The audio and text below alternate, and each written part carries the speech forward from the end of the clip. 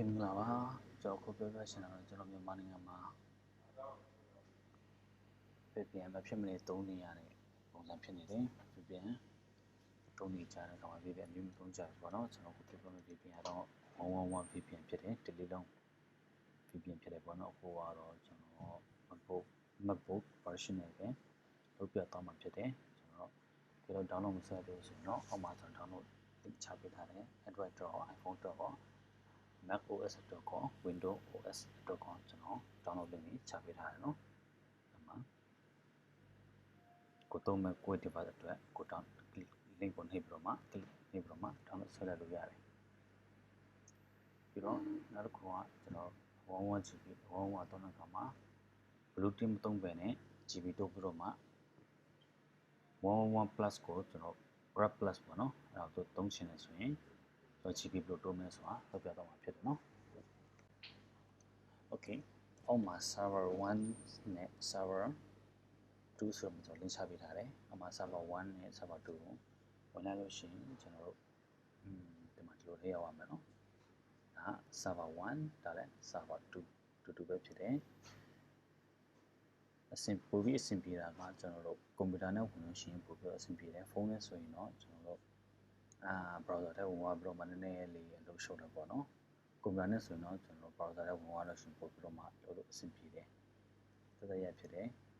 ပြီးတော့တခြားအလုပ်လည်းကိုဆက်လုပ်ရှင်လည်းလုပ်လို့ရတယ်ဖုန်းထဲဆိုရင်တော့ browser ရောက်သွားတော့မှဟိုအဲ့ဒါကိုပဲထိုင်ကြည့်တစ်ချိန်လုံးထိုင်ပြီးတော့ဆောင်းကြည့်နေရတာဖြစ်ပြီးတော့အဆင်ပြေပေါ့နော်အဲကြောင့်ကွန်ပျူတာနဲ့လုပ်တာပိုပြီးအဆင်ပြေတယ် okay ကျွန်တော် server 1နဲ့ server 2ရောက်ပါပြီကျွန်တော် application နဲ့ download ဆွဲသွားဆိုရင်ကျွန်တော်ဒီမှာနောက်ဝင်လာဆိုရင်ကျွန်တော်ဒီမှာ setting ရှိတယ် setting ကနေ preferences ထဲဝင်လိုက်မယ်အမှ generate အောက်မှာ device ID ဆိုတာရှိတယ်ကျွန်တော် mobile device ဆိုရင်ဖုန်းကိုယ့်ရဲ့ device ကဖုန်းဆိုရင်ဖုန်းကနေကိုယ့်ရဲ့ device ID ကိုဝင်ကြည့်လိုက်ပါ device ID ကို copy ကူးမယ်တကယ်လို့ကိုယ့်ရဲ့ဖုန်းထဲက11ကို GB တိုးချင်တယ်ဆိုရင်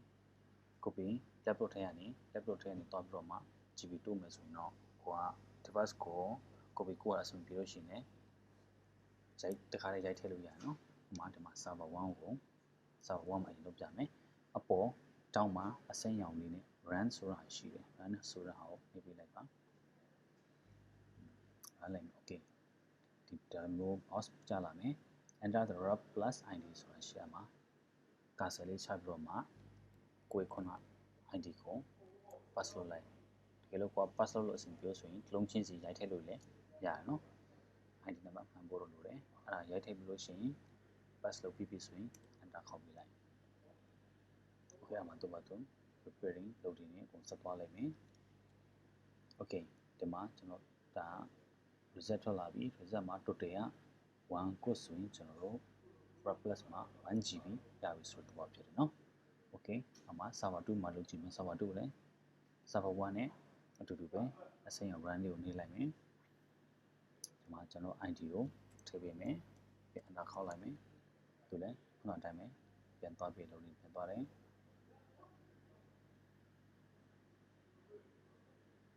okay total မှာ1 code ဆိုရင် 1GB ရတယ်ကွန်ပျူတာရှိရင်တော့ပိုအဆင်ပြေတာပေါ့နော် browser tab တစ်ခုထဲမှာ server 1 နဲ့ 2 ကိုဝင်ပြီးတော့မှလုပ်လို့ရှိရင်အချိန်ထဲမှာပဲ 2GB ရသွားမယ် okay ဒီမှာ server 1 မှာဆိုရင်ကြောက်ရတယ်3 code ရှိပြီ 3GB ရပြီ server 2 မှာဆိုရင်2ဆိုတော့ 5GB ရပြီเนาะ total တကယ်လို့ကိုအဲ့လိုလုပ်နေချိန်မှာဒီ loading ပြန်ဆွဲပြီးတဲ့အခါမှာအနောက်မှာ back လို့ပေါ်လာတဲ့ခါကျရင်ကိုကဒီ request ဒီ GB တိုးတဲ့ဒီအချိန်က error တက်သွားတယ်အဲ့ဒါကြောင့်မို့1 bus ဆိုရင်ကို GB မရဘူးဖြစ်တယ်เนาะဒီခါကျရင် error ဇာတ်လိုက်ကြီးတက်လာလိမ့်မယ် back ကြီးပဲလုံးဝဇာတ်လိုက်တင်းတင်းလုံးဝချက်ခွန်ရှိပေါ်ဇာတ်လိုက်ကြီး error တက်လာလိမ့်မယ်ရတယ်အဲ့ဒါကိုကerror fix ပြန်ပြတ်သွားတဲ့အချိန်ကိုစောင့်ချင်စောင့်မစောင့်လဲမစောင့်ချင်ဘူးဆိုရင်ဒီမှာ refresh ခလုပ်လေးကိုအပေါ်ကနော် browser refresh ကိုနှိပ်လိုက်နှိပ်ပြီးတော့မှခုနလိုမျိုးအစိမ်းရောင်လေးကိုပြန်နှိပ်ပေးလိုက်ပြီးတော့မှအစနေပြန်လုပ်ပြီးလို့ရှိရင်ပြန်ရမယ်အဆင်ပြေတယ်နော်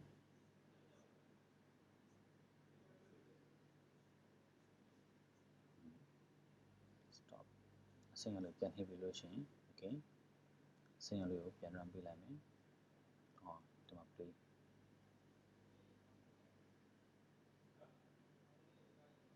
okay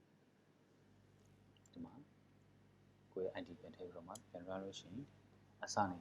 ပြန် run ပေးတာဖြစ်တယ်အရှိကကိုရခဲ့တဲ့ GB တွေကကိုမဆုံးရှုံးဘူးเนาะရှေ့ကိုရခဲ့တဲ့ GB တွေကကိုရမှာပဲဖြစ်တယ်เนาะ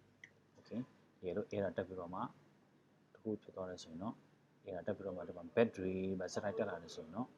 ဟိုခုနနီးနေလဲလုပ်လို့ရတယ်ဒါမှမဟုတ်ကိုယ်တိုင်းပဲထပ်ထားလိုက်ပြစ်ထားလိုက်ထိုင်ဆောင်နေလဲရတယ်အစီပြေအဲ့တော့ကိုချက်လို့လုပ်လို့ရတယ်เนาะ okay ကွန်ပျူတာနဲ့လုပ်ရဆိုတော့ပိုပြီးအဆင်ပြေတာပေါ့နော်ကိုဒီမှာတိုင်းလုပ်ထားပြီးတော့မှကိုတခြားဟာလည်းတခြားလို့လည်းနည်းနည်းပါးဆက်လို့လုပ်ရတယ်ပုံထဲကနေကြတော့တစ်ချိန်လုံးစောင့်ကြည့်နေရတခြားဟာလည်း Facebook လည်းတော့ပို့လို့မရတော့ဘူးအဲ့ဒီ GB တိုးတာပဲတစ်ချိန်လုံးထိုင်ကြည့်နေရတာဒါတော့အဆင်ပြေပေါ့နော်ကွန်ပျူတာနဲ့ဆိုတော့ပို့ပြီးတော့မှလုပ်လို့အဆင်ပြေတယ်လုပ်တွင်တယ်တခြားလို့လည်းလုပ်လို့ရသေးတယ်ပြီးတော့ကို GB တိုးတယ်ကို GB တိုးနေအများရနေပြီကိုကအဲ့ဒါ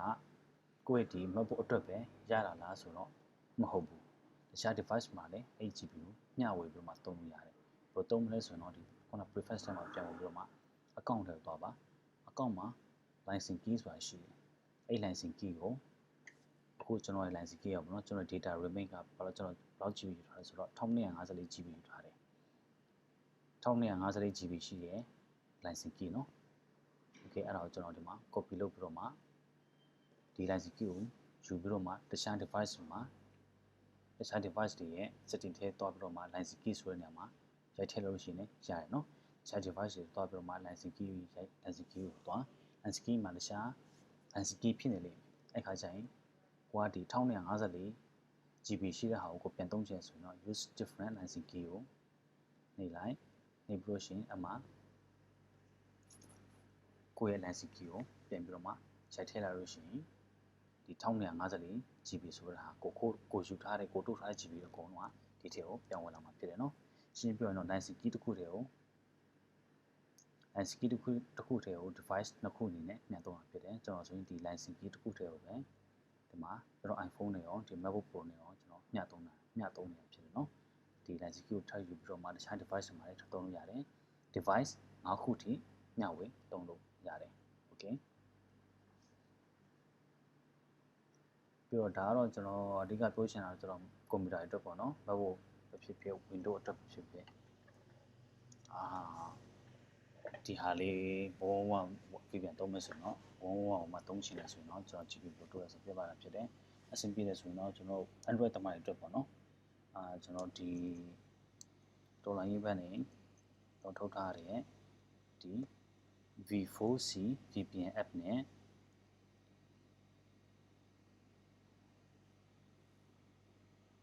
UG VPN ဆိုတဲ့ဟာတွေတော့